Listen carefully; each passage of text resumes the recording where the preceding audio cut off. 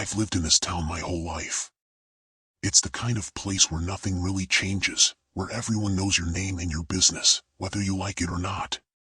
Days blend into each other, marked by the slow ticking of the clock in the station, the occasional bar fight, and the endless miles of empty roads stretching out into the Texas heat.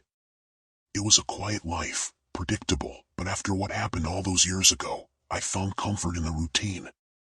Then the Whitmores came to town. It wasn't every day that someone from New York showed up here, let alone a family with that kind of money. The talk started before they even arrived, whispers about why anyone would want to buy the old Bellwood mansion, a place everyone in town knew was cursed. The mansion had been abandoned for years, left to rot on the edge of town, a relic of a past everyone preferred to forget.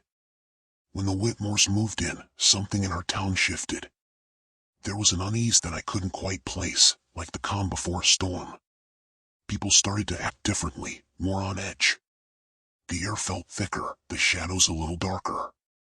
I tried to ignore it, telling myself it was just the talk, the rumors stirring up old fears. But deep down, I knew it was something more. Something was wrong. I'd been on the force for over a decade, seen my fair share of petty crimes, domestic disputes, even a couple of violent outbursts that left me wondering how well I knew my neighbors. But this was different. It started small, animals disappearing without a trace, farmers finding their livestock gone overnight. Just empty pens and bloody dirt, like something had dragged them away. Folks started talking about the Whitmores, how it all began after they showed up. Then came the lights. Eerie, unnatural glows that flickered in the dead of night around the old Bellwood mansion. Some swore they saw figures moving in the shadows, others heard sounds that set their nerves on edge. But it wasn't until the mayor's daughter, sweet Emily, vanished that the whispers turned into fear. She was the kind of girl everyone loved, smart, kind, with a smile that could light up a room. The last time anyone saw her, she was headed out to the Bellwood mansion. She'd always been curious, had a fascination with old places and their history. But she never came back. I was the one who got the call.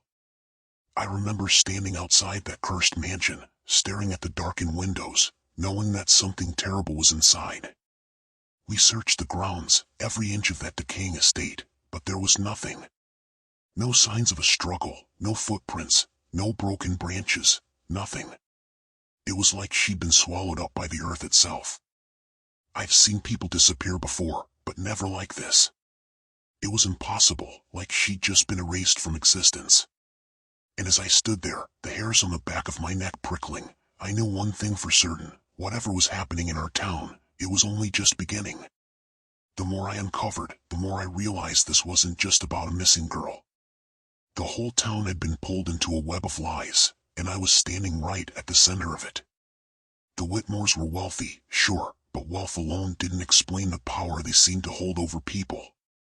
Especially not over someone like Mayor Thompson, a man who'd built his career on transparency and trust. Yet, there it was, in black and white, hidden away in the dusty archives of town records, secret negotiations, land deals, all revolving around Bellwood Mansion and the surrounding land. What was so special about that cursed place that had the mayor so desperate?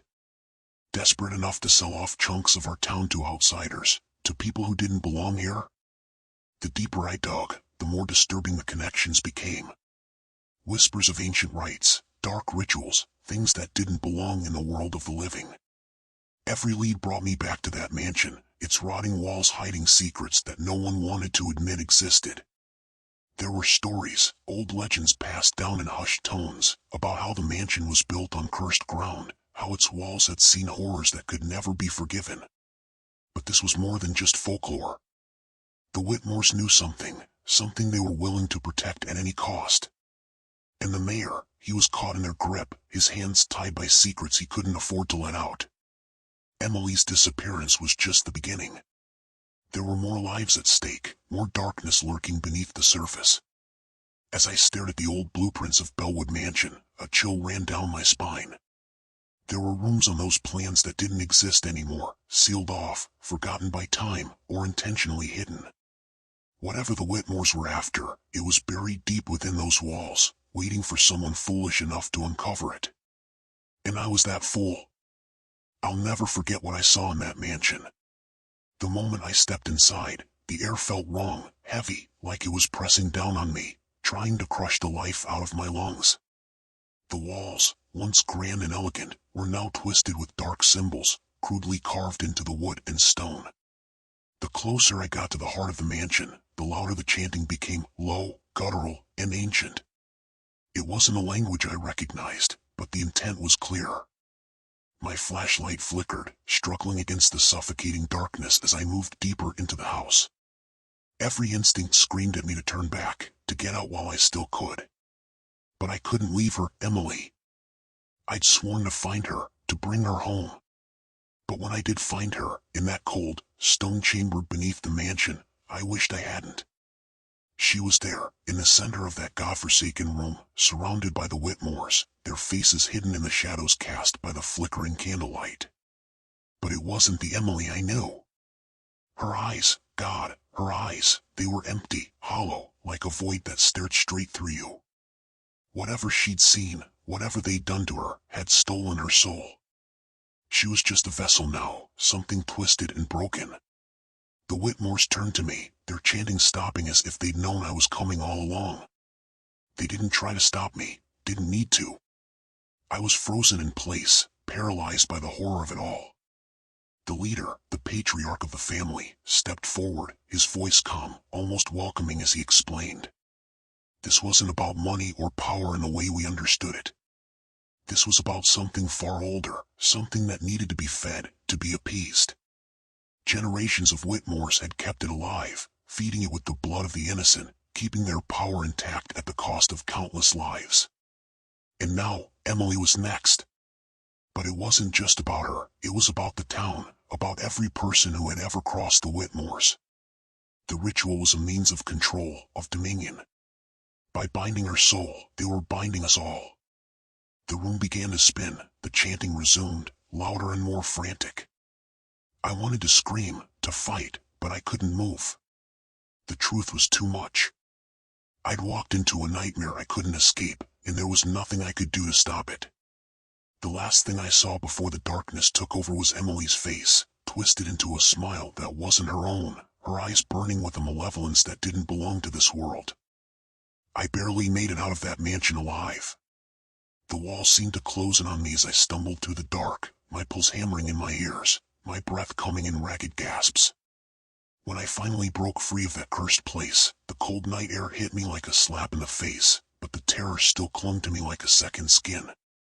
I wanted to believe it was over, that I'd left the horror behind, but deep down, I knew better. I tried to do the right thing. I tried to report what happened at Bellwood Mansion, to tell the world about the evil that festers there. But every time I spoke, I was met with silence, with cold, dismissive stares. The higher-ups shut me down before I could even get the words out, their eyes telling me everything I needed to know. The Whitmores were gone, vanished without a trace, but their influence, whatever dark power they wielded, was still very much alive. And it reached further than I could have ever imagined. Emily disappeared again, right from under my nose. One moment she was there, in a hospital bed, sedated and guarded, and the next she was gone, no signs of a break-in, no struggle, just gone. The same way she had vanished the first time. And just like before, there was no trace, no leads, nothing but the gnawing certainty that the Whitmores had taken her back to finish what they started. I left that town as fast as I could, but the darkness followed me. Every night, I hear her voice in my nightmares, calling me back to Bellwood. Her laughter echoes in my mind, twisted and wrong, mixed with the low, guttural chanting that still haunts my every waking moment. I know the truth never left that mansion, and neither did the evil. The worst part? I'm not sure if I'm running from it or if it's drawing me back in. I can feel it, lurking just at the edge of my thoughts, waiting for the right moment to strike again. I've seen the face of true evil, and I know it's only a matter of time before it comes for me, or for someone else. And when it does, there'll be no escape.